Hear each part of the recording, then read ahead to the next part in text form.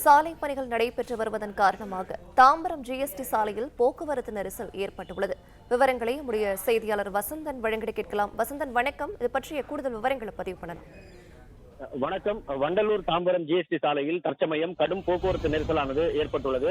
அதாவது இந்த பெருங்குளத்தூர் பகுதியில் புதிதாக மேம்பாலங்கள் அமைக்கப்பட்டு வருகிறது. சென்னையில் இருந்து செங்கல்பட்டு செல்லும் சாலை மார்க்கமாகவும், செங்கல்பட்டிலிருந்து சென்னைக்கு உள்வரும் சாலை மார்க்கமாகவும் என இரண்டு புறங்களிலும் இந்த சாலை விரிவாக்க பணியானது பாலங்களாக கட்டப்பட்டு வருகிறது.